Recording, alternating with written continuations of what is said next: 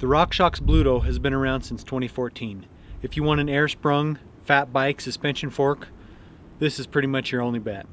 The Bluto, in my opinion, was the single best thing that ever happened to the fat bike world. It made seasonal bikes into year-round bikes overnight. RockShox made sure that the customers would experience the same feel with the Bluto that you would get with any modern mountain bike suspension fork. Incorporating adjustable air damping with the 32mm stanchions allowed RockShox to manufacture a great fork. In my last project, reviewing the Kona Wazo, 1/3 of my accolades for the bike could have been aimed directly at the Bluto. Front suspension, simply put, is a game changer. The inverted fork of many names has been around since 2014 also, but Wren Sports has stepped in and redesigned it from the ground up. 36mm keyed stanchions in an inverted design put the weight of the fork lower, making it more responsive to the trail. The stanchions are keyed to keep them running straight. 43mm uppers make the fork very stiff. Also, the Wren is very adjustable, from an upper and lower air bladder to axle to crown adjustments to total travel modification. So which one's better, the beefy Wren or the light and nimble Bluto? The test will come in 3 parts: setup, maintenance, and real-world testing.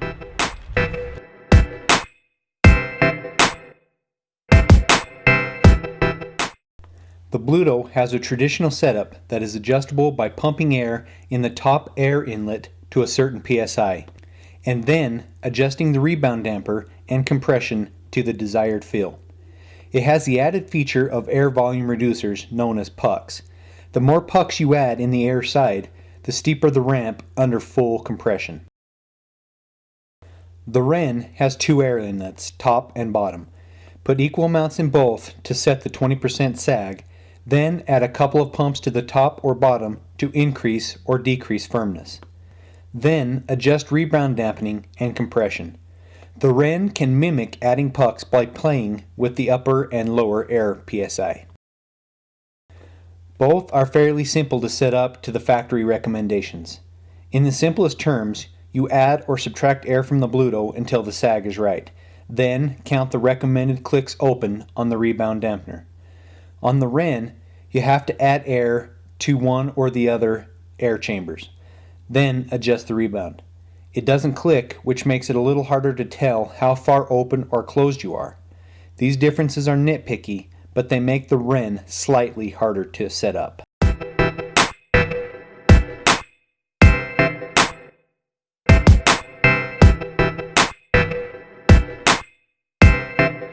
Personally, opening up a fork gives me a little anxiety. They're expensive and have lots of little parts that you can damage easily. The Bluto requires a couple special tools to open it up. Once the lowers are off, you can lube or change gaskets and bushings fairly easily. If you want, you can change the stroke length of the shock with a new spring.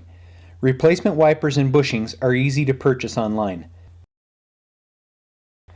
The Wren also requires a couple uncommon tools to open. Once inside, you can lube the bushings and gaskets, check springs, and generally clean up a bit. What is a plus for the Wren is on the air side, you can now change the AC and stroke length of the fork with supplied 10mm clips, essentially changing the shock completely and easily. Both require uncommon tools, large sockets and bent nose pliers for example. Neither are hard to find, but you probably don't have them laying around in your tool set. This is very common with bike maintenance though. Once you've opened up the forks, I feel that significant changes can be made to the Wren and you can do them easily. In my opinion, the Bluto is less home mechanic friendly.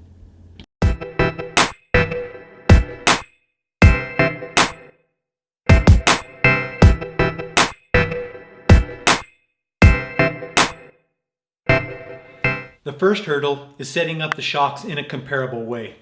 Both are air sprung, but that's where the similarities end. To make the comparison as even as possible, I followed the manufacturer's instructions exactly when setting sag, both at 20%. The stroke length was 100 millimeters for the Bluto and 120 for the Wren. The Kona I reviewed, as I said before, came with a Bluto, so I had about 3 months to put it through the ringer. I beat the hell out of that shock. The Bluto handled it every time. Even when climbing, the Bluto's lockout worked well, and I never had any problems losing pedal power to the fork. The Bluto is perfect for most fat bike riders who stick to the snow, sand, or flowy single track. But most reading this article know that the Bluto isn't the most rigid fork in the world. One might even use the word noodly. It is, after all, essentially a RockShox Reba, which is an XC fork.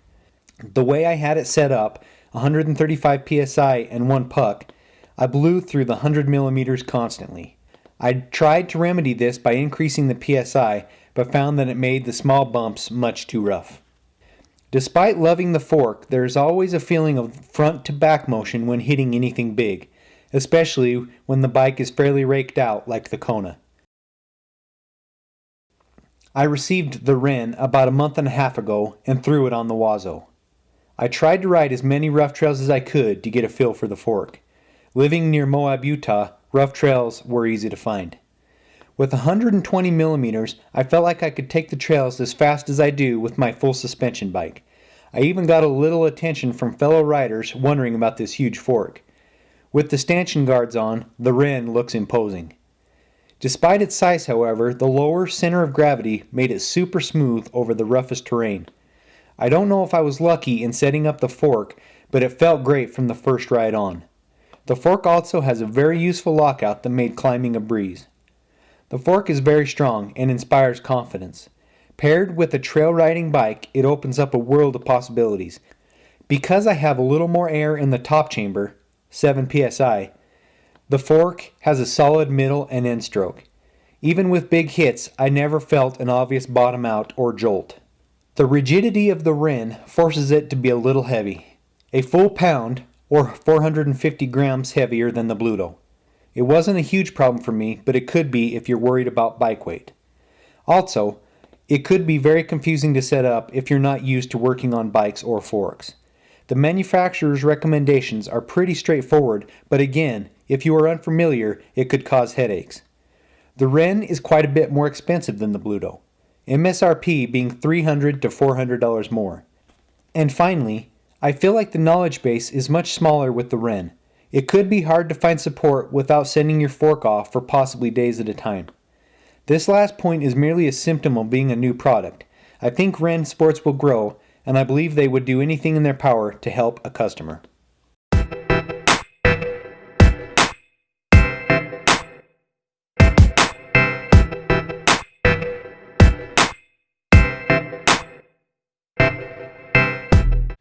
All things considered, I'm giving the nod to the Wren, with some caveats. Comparing these forks is like comparing the RockShox Reba to the Fox 36. The Bluto is an XC shock. It is lightweight with 32mm stanchions and 100mm of travel. I believe it is a superior fork if you don't plan on riding trails that are a little gnarly.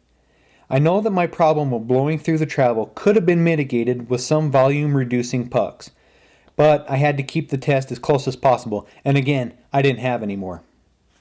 If you're like me and you ride your fat bike on every trail you can find, I think the Wren's going to be for you. 36mm stanchions, 43mm uppers, very stiff. I'm currently building up a fat bike. I'm going to have a Wren on the front.